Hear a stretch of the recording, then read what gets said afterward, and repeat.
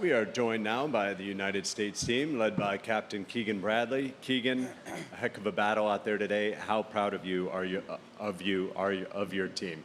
Yeah, the boys really fought today. That was incredible. I didn't expect anything different. These guys are really an incredible group, and you know they played the last 2 days when we were way down. It looked you wouldn't have known we were way down. They looked like they were battling. Their body language was good. They were pumping up the crowd. They were they were fighting the whole way, even when things were not looking good. And I didn't expect anything different than today, than these guys who are determined, proud, and playing for each other, playing for their team, playing for their country. And they showed the world today that really anything's possible. That was a coin flip there for a second, and never been more proud of anything in my life. Thank you, Keegan. We'll open it up for questions, starting over here on mic 1. Hey, Don, at what point during the afternoon did you start to get the sense that the chips were falling in place to maybe make something historic happen? Let me see. About probably when Scotty was on 9 or 10, it really started to turn. And then, the boys we won the 18th hole. Those were, we had to have those matches. When we sent out Cam Young first from New York to lead us out, we had to have that match. And he went up there and in front of the whole world, in front of his home state, made a 10-footer to beat Justin Rose, who's an all-time Ryder Cupper, and got to celebrate at Bethpage Black in front of everybody. And then Justin Thomas, same thing. I mean, we had to have that. Bryson was 5 down after 6, got that match back to even. And when with 28-3 references the other night, everything had to happen exactly the way for them to win, and it was looking there for a second like it was happening. And what a wild ride! What a fun day. Juan on 2. So maybe you cannot call it a comeback, but in terms of performance today, you can say it's probably comparable or better than Medina on Sunday. Yeah, I mean, the Europeans won one match today. Like, you think about the odds of something like that happening, just on a coin flip would be incredible. But when you go out when there's in the sports and you're battling your butt off to win, it just shows you just how proud these guys are and how much they want this and how how much this means to them. And to watch them go out all week and hold their heads high and then go out there today and do what they did is close to a miracle. Like, we were this close to doing this, and it was just so fun for me to sit back and watch and say on the radio, say we got to have this putt, and it went in. Or all right, now we need JT to make it, and then he makes it. It was just to be able to do stuff like that under pressure is remarkable, and to watch it up close was special. And talking about under pressure, quick follow-up, for the matches that were kind of in the middle, or JJ, or Scotty, or Xander, were you looking at the leaderboard? Were you paying attention to what was happening there? I mean, Captain had a message for us to just worry about our own point. Obviously, it was hard not to peak when there were some USA chants ripping through the property. So, but for the most part, Captain's message to us was to focus on our point and nothing else. Whether you look at the board or not, however you operate is how you're supposed to do it. So that was kind of the mentality that I think all of us carried today. We'll stay there on 2 with Sean. For Justin, you had one of the early matches, and I imagine some of the most adrenaline of your life coming off of 18. Like, in the moments that follow, it just felt like something was building. So, like, what is going through your head? What are you telling your teammates? How are you deciding where to go to watch more golf? I felt like I saw you on 3 different holes. What is that like? Yeah, I'm definitely good walking up that hill on 18. I did that enough today, but yeah, it's really hard to explain how fast. I mean, not only the week, but just the day goes. And I think I was maybe behind my putt, about to go into it on 17 when I assumed Cam made his. I heard a roar and I backed off, and then to see that he had won his match, and then it was like, okay, it just is one of those things. Like, yeah, we all we all deep down, I'm sure we felt like we could, but in reality, you look at it, it is what it is. But it just like Keegan said, everything just kept happening and happening and happening, and you're just the next match is the most important when you're in a position like we were going into today, and it was just important to get whoever was the closest to winning their match through, and it just kept happening and happening, and it was so cool to be a part of. Up to Mike 6. Hey, Keegan, what went into the decision to, with the course setup, particularly the short rough? What kind of did the data and your team set up for that short rough? Yeah, I mean, we tried to set the course up to help our team. Obviously, it wasn't the right decision. I think anytime you're the leader of a team or you're the captain or the coach or whatever, we talked about this last night, you have to take, you're going to get the accolades and you need to take the blame for when things don't go well. And I definitely made a mistake on the course setup. I should have listened a little bit more to my intuition, and we, for whatever reason, that wasn't the right way to set the course up. We didn't expect the greens to be this soft. They were as soft as I've ever seen greens without it raining, and then, especially here, it can get pretty firm, and they never firmed up. You said your intuition. Did the data say to cut the rough? No, I mean, we sat, or I did, and looked at a lot of info, and we thought this was the best way to set the golf course up to win. You look at past Ryder Cups, and that's kind of how it goes. But sometimes you got to make a decision on what to do. And if I could go back, I probably would have changed that. But the Europeans played just incredible golf. Doesn't matter how you set the course up when you play that well and you perform at that high level. I mean, that's as high of a level as the Ryder Cup team has ever played on for those 2 days, I think. And when that happens, they just beat you sometimes. Up to Mike 10, please. Hi, Keegan. You talked yesterday about some of the Super Bowls and, the comebacks that told you that this was possible. I just wondered when you sort of gave that message to your team, what reaction you saw from your players that sort of reinforced that belief that this could be possible? Yeah, I think I'll tell you what. We were talking with the vice captains last night when everyone went to bed that the team really believed they could win. I was honestly pretty surprised. I was on a team that got smoked, and we did not have that feeling.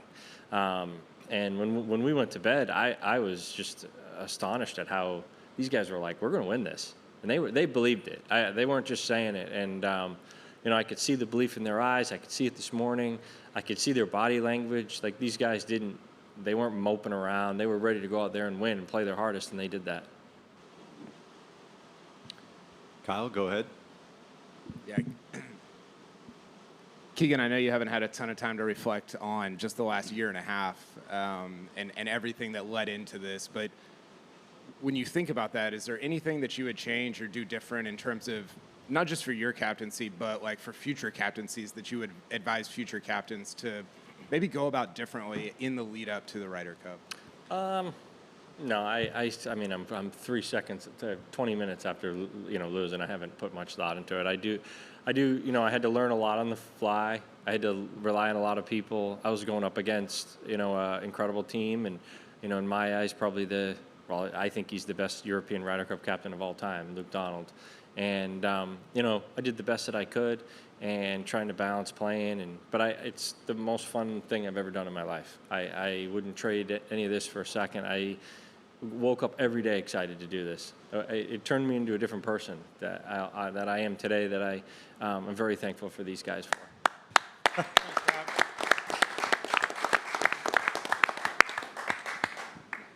Up to Todd. Keegan, right here. I know Victor was injured and Harris unfortunately had to set out. This has been a long tradition in the captain's agreement. Would you wish that this would be looked at to maybe find an alternative if a player is injured moving forward? Yeah, it has to change. Do you have any ideas? I have a few ideas, but I'm not going to tell you right now. But I mean, the rule has to change. I mean, I think it's obvious to everybody in the sports world, in this room. Nothing against Victor, but that rule needs to change by the next Ryder Cup. Over to here, both of you on 13. Gentlemen, obviously not the outcome you were looking for, but I'm just curious if each and every one of you guys realize truly how proud the American fans are of you guys and the performance you put on today. Do you guys have a sense of that? What's going on the other side?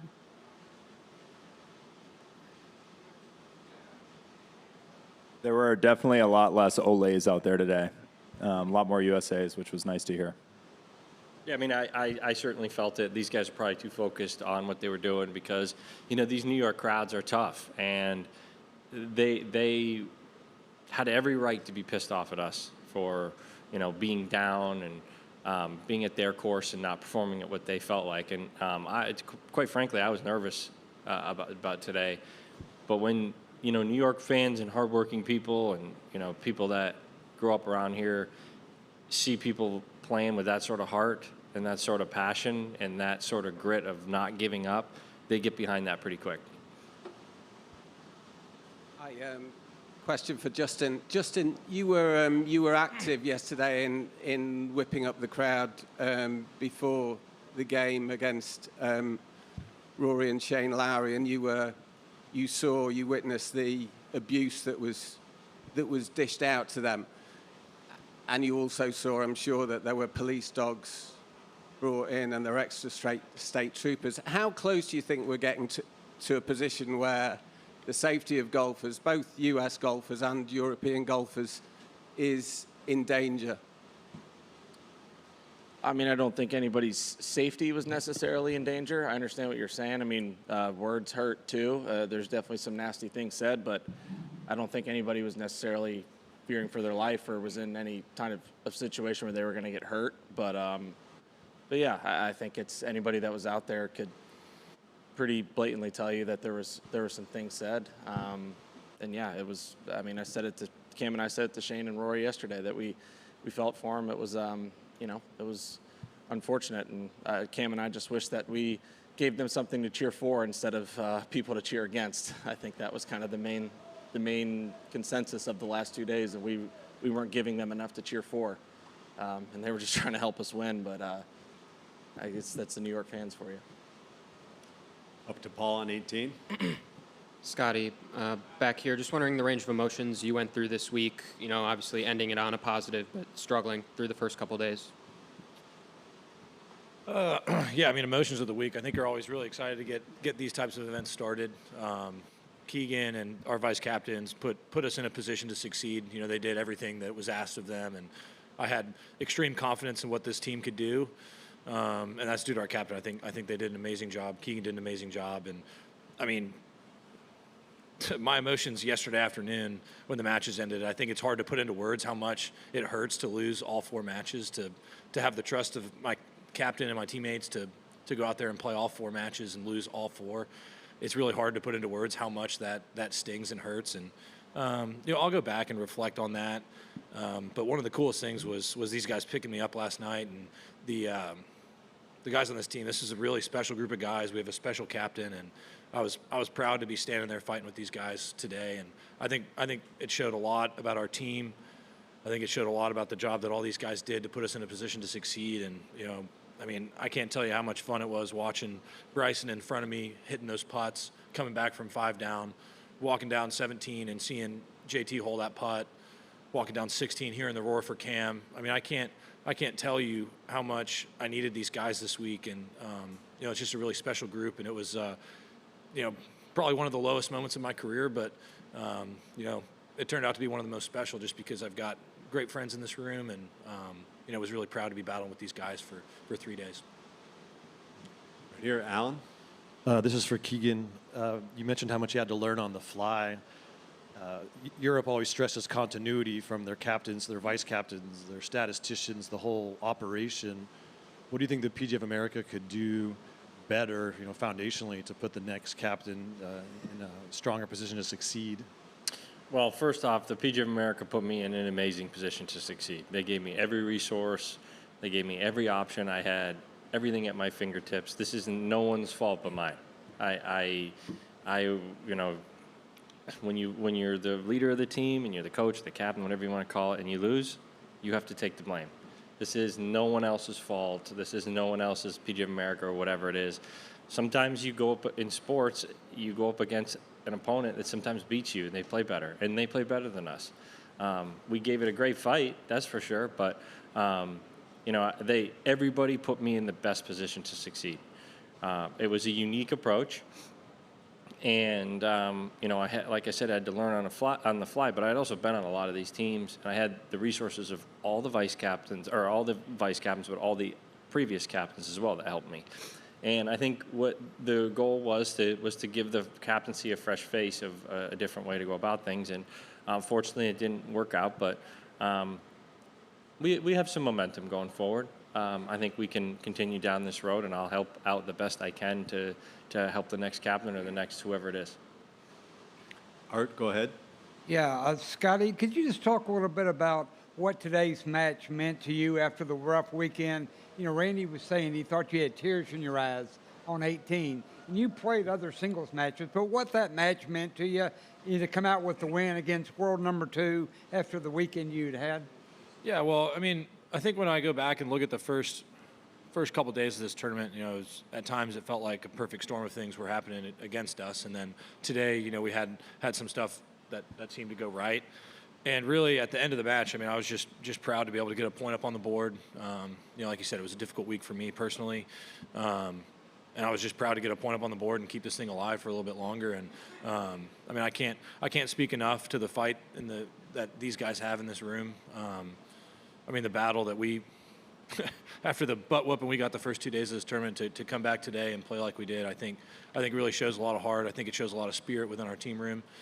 And like I said, I'm really proud of these guys, and I was proud to be able to keep this thing going for a little bit longer. It was the first ever 1 and 2 matchup in a Ryder Cup singles match before. In your mind, does that signify this year and what you've accomplished, and really solidifies for yourself what your position is in the golf world?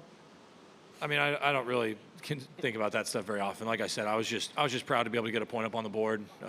We needed to get some red up on the board early, and we were able to do that. And I think everybody was surprised how good of a scare we gave the Europeans today. And they had a tremendous first 2 days. I mean, the amount of putts I saw go in. I mean, they played amazing golf the first 2 days of this tournament. That's why they're the winners. And for us, like I said, I'm proud of the fight and the spirit in this room. These guys were amazing. Our whole team. I mean, this was an amazing team, and I'm obviously pretty gutted to not be sitting here as the winning Ryder Cup team. But at the end of the day, Keegan, our vice captains, the PGA of America, everybody put us in a position to succeed. And at the end of the day, just wasn't able to get it done. Over to Shane. Over here, question for Keegan or Scotty or Russell. Really small question, but I noticed on Friday and Saturday a different player teed off on number 1, and was just curious what went into switching that. I'll just keep it rolling.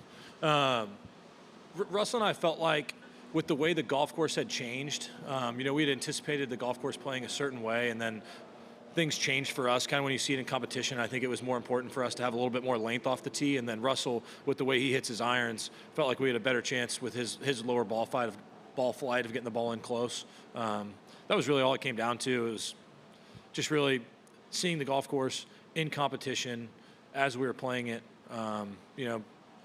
When we got done on Friday night, my Teddy and Andy, when I went down in the team room to go cold tub, they were sitting there at the table, and they had brought up the idea of us switching. And the more that they kind of looked at it, we felt pretty strongly that would give us a better chance. And, I think it did. And most of that was just the nature of how much the golf course changed. And, Russell is a guy that hits a ton of fairways, and we just felt, I think, a little bit more length off the tee was important. And I obviously don't hit as many fairways as Russell. And so the rough this week wasn't as penal, I think, as we anticipated. And so when you see it in competition, I think that's part of the kind of ebbs and flows and of really team golf. Dumb question, sorry for the fault. Do you ever, in those situations, go talk to the scouts guys, like the stats people, and get their opinion on that? Or is that more of like we're going to decide among ourselves? No, I mean, first person I called was, I think I called Gary, and he didn't answer. So then I called Webb, and Webb answered. And we just talked through it for about 3 or 4 minutes. And I think he was in the room with you. And was one of the scouts in there? I don't even remember. But I don't either. Yeah. It was just one thing that Russell and I felt like could give us a better chance on Saturday, and we went with it. And, we did our best. I'd like to have that wedge shot on 18 back. And, Yeah, I don't really have much to elaborate on that. Dylan? Yeah, for Cameron and Bryson, you guys had kind of opposite days, I guess, but both had pretty special matches coming down to 18. I was wondering if, you could each just take us through your experience of the day. Yeah, obviously went through kind of a range of emotions just through the whole day. Got off to a good start and kind of felt like nothing could go wrong. And then Justin Rose started doing some interesting things, made some putts on me, and all of a sudden feels like I'm just going to give it away. And then, to have a putt there on 18 to get a full point for the team was all I could have asked for. Like all you guys have been saying, it was a day of trying to put a point on the board, and went through a lot of different things, but happy to have had that opportunity on the last hole. Yeah, I mean, today I didn't get off to the best of starts, and Matt was playing really well. It's one of those situations where I didn't play bad. I just didn't have anything go my way. Three-putted 3, and just didn't really get anything going until number 8. He gave me a little glimmer of hope, and I took it. And, it was one of those situations where I just thought back to what Xander said. It's not over till the whistle blows, and I wasn't willing to give up for this team.